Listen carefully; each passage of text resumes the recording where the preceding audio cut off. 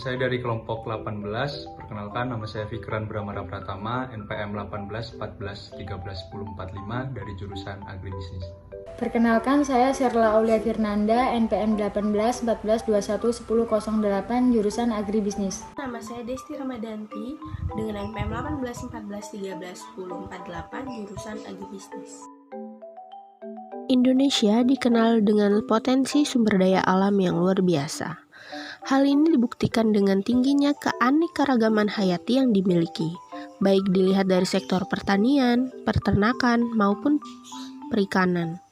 Indonesia juga dikenal sebagai negara agraris dan maritim karena kekayaan sumber daya alamnya. Selain itu, kondisi geografis yang strategi dan beriklim tropis menjadikan kualitas potensi alam yang lebih unggul dibandingkan dengan negara lain. Potensi ini harus bisa dimanfaatkan secara optimal untuk menjadikan negara yang maju, terutama dari sektor yang dekat dengan sumber daya alam, yaitu pertanian. Perkembangan industri di Indonesia sendiri telah memasuki tahap baru, di mana semua industri yang berlomba-lomba menggunakan teknologi menjadi ciri khas dari revolusi industri tersebut. Tahap baru perkembangan teknologi ini disebut dengan revolusi industri 4.0. Kunci penerapannya terletak pada penggunaan teknologi yang berupa internet yang dihubungkan dengan mesin atau perangkat, sehingga manusia dapat dengan mudah mengontrol dan mengoperasikannya. Digital marketing adalah kegiatan promosi dan pencarian pasar melalui media digital secara online dengan memanfaatkan berbagai sarana, misalnya jejaring sosial. Dunia maya kini tak lagi hanya mampu menghubungkan orang dengan perangkat, namun juga orang dengan orang lain di seluruh penjuru dunia. Digital marketing yang biasanya terdiri dari pemasaran interaktif dan terpadu memudahkan interaksi antara produsen, perantara pasar, dan calon konsumen. Di satu sisi, digital marketing memudahkan pembisnis memantau dan menyediakan segala kebutuhan dan keinginan calon konsumen. Serta di sisi lain, calon konsumen juga bisa mencari dan mendapatkan informasi produk hanya dengan cara menjelajah dunia maya sehingga mempermudah proses pencariannya. Adapun beberapa kelebihan digital marketing seperti kecepatan penyebaran, strategi pemasaran dengan menggunakan media digital dapat dilakukan dengan sangat cepat dan bahkan dalam hitungan detik. Selain itu, digital marketing juga dapat diukur secara real-time dan tepat. Kemudian, kemudahan evaluasi. Dengan menggunakan media online, hasil dari kegiatan pemasaran dapat langsung diketahui. Informasi seperti berapa lama produk Anda ditonton, berapa lama orang yang melihat produk Anda, serta berapa persen konversi penjualan dari setiap iklan dan sebagainya. Berikut ini jenis-jenis dari digital marketing, antara lain yang pertama ada website, berperan dalam menunjukkan profesionalisme perusahaan, membantu konsumen mengetahui bisnis Anda, promosi yang hemat, dan media bisnis yang sangat mudah. Yang kedua ada search engine marketing. Upaya untuk membuat website perusahaan mudah ditemukan dalam sistem mesin pencari. Search engine marketing terbagi atas search engine optimization atau SEO dan search engine marketing atau SEM. SEO dilakukan sendiri dengan waktu yang lebih lama dan murah, sedangkan SEM berbayar tetapi lebih cepat. Selanjutnya ada social media marketing. Edarkan platform di media sosial seperti Facebook dan Twitter karena dapat dilakukan dengan biaya yang minim bahkan gratis. Ini tentu saja dapat meningkatkan brand perusahaan. Dan selanjutnya ada email marketing. Anda dapat memberitahu informasi terbaru mengenai promosi yang sedang berlangsung maupun produk atau jasa terbaru. Dan yang terakhir ada video marketing.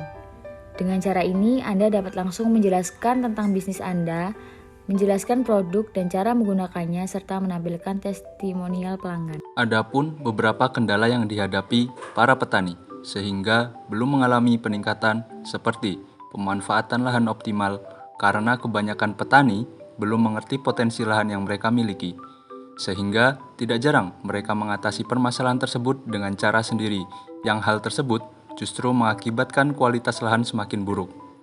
Kemudian, teknologi yang digunakan petani desa tersebut kebanyakan menggunakan alat yang masih manual. Selanjutnya, tahap pemasaran hasil pertanian di desa-desa terpencil. Kebanyakan menjual dengan harga yang murah, yaitu dengan menjual kepada tetangga, kerabat dekat, bahkan kepada pemborong. Hal ini menyebabkan ketidakefektifan dalam pemasaran yang dilakukan oleh masyarakat desa tersebut. Permasalahan ini dapat dituntaskan dengan adanya digital marketing. Digital marketing dalam pelaksanaannya membutuhkan proses dan waktu yang lama. Ditambah lagi yang menggunakan orang tua yang jarang bahkan tidak mempunyai media sosial untuk melakukan promosi, maka dapat menghambat jalannya digital marketing ini. Maka dari itu, ada 4 tahapan yang harus diperhatikan oleh petani untuk memulai digital marketing, yaitu 1. Petani harus menyiapkan alat yang akan digunakan untuk melakukan pemasaran produk. Adapun alat yang dapat digunakan, media sosial, Facebook, Instagram, WhatsApp, dan lain-lain. Karena media sosial sudah hampir semua dimiliki oleh setiap orang dan juga penggunanya yang mudah. Maka, alat ini dianggap cocok dalam dunia marketing hasil pertanian di desa. 2. Petani harus menyiapkan konten yang menarik perhatian dan shareable. Konten tersebut berisi foto, video, tulisan yang dapat menggambarkan produk yang akan dipasarkan.